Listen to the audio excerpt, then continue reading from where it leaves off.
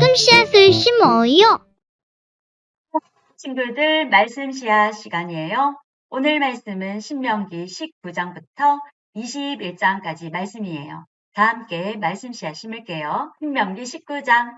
여러분의 하나님 여호와께서 원래 다른 나라들의 것이었던 땅을 여러분에게 주실 것이요. 여호와께서 그 나라들을 멸망시키고 그 나라들을 차지하여 그들의 성과 집에서 살게 될 것이요. 그때가 되면 성셋을 선택하시오. 하나님 여호와께서 여러분에게 주시는 땅 한가운데 있는 성을 선택하고 여러분의 하나님 여호와께서 여러분에게 주시는 땅을 세 구역으로 나누어 각 구역마다 도피성을 하나씩 만드시오. 그 성으로 가는 길을 닫고 누구든지 살인을 한 사람이 그 성으로 도망갈 수 있게 하시오. 살인을 한 사람에 관한 규례는 다음과 같소. 미워하는 마음이 없이 실수로 살인을 한 사람은 자기 목숨을 건지기 위해 그 성들 가운데 한 곳으로 도망갈 수 있어. 이를테면 이웃과 함께 숲으로 나무를 하러 가서 나무를 찍으려고 도끼를 휘두르다가 도끼날이 자루에서 빠져 자신이 알지도 못하는 중에 이웃을 죽였다면 그 사람은 그 성들 중 한 곳으로 도망가 목숨을 건질 수 있어. 그러나 그 성까지 가는 거리가 너무 멀면 살인자에게 벌을 줄 의무가 있는 죽은 사람의 친척들이 화를 내며 쫓아와 살인자를 잡아 죽일지도 모르오. 그러나 그 살인자는 죽일 마음이 없이 실수로 이웃을 죽인 것이므로 그를 죽이면 안 돼요. 그래서 내가 여러분에게 성셋을 선택하라고 명령한 것이요. 그러나 여러분의 하나님 여호와께서 여러분의 조상에게 약속하신 대로 여러분의 땅을 넓혀주시고 또 여러분의 조상에게 약속하신 땅 전체를 주실 때는 도피성을 세 곳 더 고르시오. 그렇게 되기 위해서는 내가 오늘 여러분에게 주는 이 모든 율법을 잘 지켜야 하오. 여러분은 여러분의 하나님 여호와를 사랑하고 언제나 여호와의 가르침대로 사시오. 여러분의 하나님 여호와께서 여러분에게 주신 땅에서 죄 없는 사람이 죽임을 당하지 않도록 하시오. 그렇게 하면 여러분은 살인죄를 짓지 않을 것이요. 그러나 어떤 사람이 이웃을 미워하여 숨어서 기다렸다가 이웃을 쳐 죽이고 이 도피성 가운데 한 곳으로 도망쳤다면 그의 고향 장로들은 사람을 보내어 도피성에 도망가 있는 그 사람을 붙잡아 살인자에게 벌을 내릴 책임이 있는 친척에게 그를 넘겨주시오. 그에게 자비를 베풀지 마시오. 죄 없는 사람을 죽이는 일이 이스라엘에서 없어져야 하오. 그래야 여러분이 하는 일이 잘 될 것이요. 여러분의 하나님 여호와께서 주시는 땅에서 이웃의 땅이 어디까지인가를 표시해주는 돌을 옮기지 마시오. 그 돌은 오래전 사람들이 세워놓은 돌이요. 증인 한 사람으로는 어떤 사람의 잘못이나 죄를 가리기에 부족하고 어떤 일의 옳고 그름을 가리려면 증인이 두 사람이나 세 사람은 있어야 하오. 만약 어떤 증인이 거짓말을 하여 다른 사람에게 죄를 뒤집어 씌우려 하면 서로 다투고 있는 두 사람 모두 여호와 앞에 나와 서시오. 그들은 당시에 제사장과 재판관들 앞에 서시오. 재판관들은 그 일을 조심스럽게 살피시오. 만약 증인이 거짓 증언을 하여 이웃에 대해 거짓말을 하였다면 그가 이웃을 해치려 했던 것만큼 그에게 벌을 내리시오. 그래서 여러분 가운데서 그런 악한 일을 없애버리시오. 그러면 다른 백성도 그 이야기를 듣고 두려워할 것이며 여러분 가운데서 어느 누구도 그런 악한 일을 다시는 하려고 하지 않을 것이요. 그런 사람에게 자비를 베풀지 마시오. 목숨은 목숨으로, 눈은 눈으로, 이는 이로, 손은 손으로, 발은 발로 갚으시오. 20장. 적과 싸우기 위해 싸움터에 나갔다가 적의 말과 전차와 군대가 여러분보다 많은 것을 보더라도 두려워하지 마시오. 여러분을 이집트에서 인도해내신 하나님 여호와께서 여러분과 함께 계시기 때문이요. 싸움터에 나가기 전에 제사장은 군대 앞에 나와 말하시오. 제사장은 이렇게 말하시오. 이스라엘 군대들이여 들으시오. 여러분은 오늘 싸움터에 나아가 적과 싸울 것이요. 용기를 잃거나 두려워하지 마시오. 겁내지 마시오. 여러분의 하나님 여호와께서 여러분과 함께 계십니다. 여호와께서 여러분을 위해 적과 싸워 주실 것이며 여러분을 구해 주실 것입니다. 그리고 장교들은 군대를 향해 이렇게 말하시오. 혹시 새 집을 짓고도 들어가 살지 못한 사람이 있는가? 그런 사람은 집으로 돌아가도 좋다. 그가 싸우다가 죽어서 다른 사람이 그 집에 들어가는 일이 없도록 하여라. 포도밭을 가꾸어 놓고도 아직 그 열매를 맛보지 못한 사람이 있는가?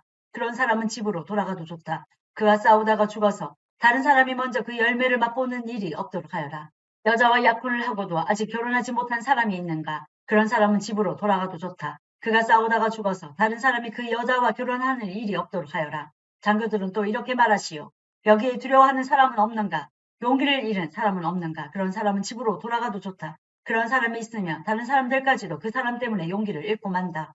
장교들은 군대를 향해 이렇게 말하고 나서 군대를 이끌 지휘관을 세우시오. 어떤 성을 공격하려고 그 성에 가까이 갈 때는 먼저 평화적으로 항복할 것을 권하시오. 만약 그들이 여러분의 제의를 받아들여 성문을 열어주면 그 성의 모든 백성을 노예로 삼아 일을 시키시오. 그러나 여러분의 평화 제의를 받아들이지 않고 여러분과 싸우려 하면 그 성을 포위하시오. 여러분의 하나님 여호와께서 그 성을 여러분에게 넘겨주실 때에 성 안에 모든 남자를 칼로 죽이시오.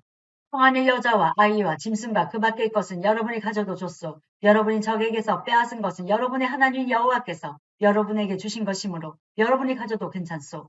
가까이에 있지 않고 아주 멀리 떨어진 성들에 대해서는 여러분이 다 그렇게 하시오. 그러나 여러분의 하나님 여호와께서 여러분에게 주시는 땅의 성들에 대해서는 그 어느 것도 살려두지 마시오. 헷 사람과 아모리 사람과 가나안 사람과 브리스 사람과 히위 사람과 여부스 사람을 여러분의 하나님 여호와께서 명령하신 대로 완전히 멸망시키시오.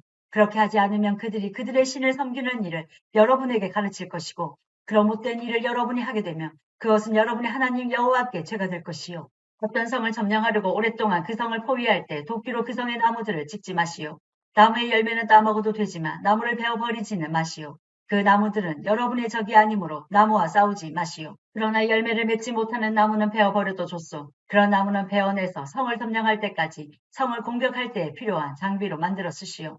21장 여러분의 하나님 여호와께서 여러분에게 주신 땅에 어떤 사람이 죽은 채 들판에 쓰러져 있는 것이 발견되었는데 누가 그 사람을 죽였는지 아무도 모르며 여러분의 장로들과 재판관들이 그가 쓰러져 있는 곳으로 가서 그 시체의 주변에 가까운 성들로부터 얼마나 떨어져 있는가를 재어보시오. 그리고 그 시체에서 가장 가까운 성의 장로들이 책임을 지시오.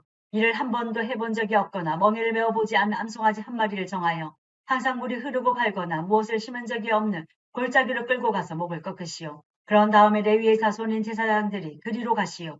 그들은 여러분의 하나님 여호와께서 뽑으신 사람들이요. 그들은 여호와를 섬겨야 하고 여호와의 이름으로 복을 빌어 주어야 하며 온갖 다툼과 싸움에 대해 판결을 내려주어야 하오. 그리고 죽임을 당한 사람에게서 가장 가까운 성의 장로들이 손을 씻되 골짜기에서 목을 꺾은 암송아지 위에서 손을 씻으시오. 그리고 이렇게 선언하시오. 우리는 이 사람을 죽이지 않았습니다. 그리고 이 사람이 죽는 장면도 보지 못했습니다. 여호와여 여호와께서 구하신 여호와의 백성 이스라엘의 죄를 씻어 주십시오. 이 죄 없는 사람의 죽음에 대해서 여호와의 백성인 이스라엘에게 죄를 묻지 마십시오. 이렇게 하면 그 피 흘린 죄를 벗을 수 있어. 그래야 여러분은 죄 없는 사람을 죽인 죄를 씻을 수 있어. 여호와 보시기에 옳은 일을 하시오. 여러분이 적과 싸우러 나갔는데 여러분의 하나님 여호와께서 적을 무찌르게 해주셔서 그들을 사로잡게 되었을 때 그들 가운데 마음에 드는 아름다운 여자가 있으면 그 여자와 결혼해도 좋소. 그 여자를 여러분의 집으로 데려가 여자의 머리를 밀고 손톱을 깎아주시오. 여자가 잡혀올 때 입었던 옷은 벗기시오. 그 여자는 여러분의 집에 살면서 한 달 동안 자기 부모를 위해 울어야 하오. 그런 다음에야 그 여자와 결혼할 수 있어. 그렇게 하여 여러분은 그의 남편이 되고 그는 아내가 되는 것이요.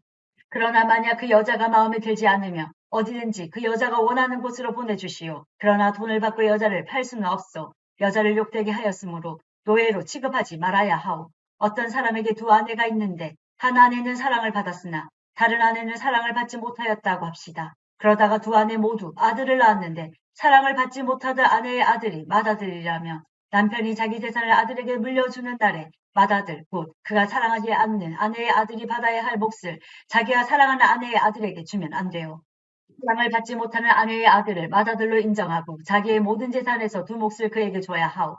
그 아들은 그 아버지가 자녀를 낳을 수 있음을 보여준 첫 아들이므로 맏아들의 권리는 그의 것이요. 어떤 사람에게 고집이 세고 아버지나 어머니의 말씀을 따르지 않으며 타일로도 듣지 않는 아들이 있으며 그의 부모는 그를 성문에 있는 장로들에게 데려가시오.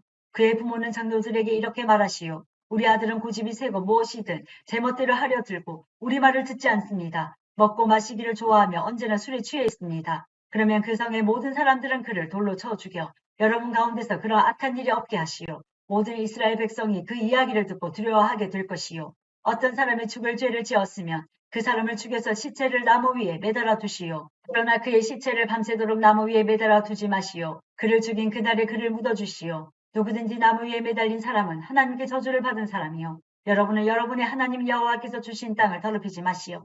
오늘도 말씀 시간 모두 잘 심었어요. 우리 내일 또 만나요.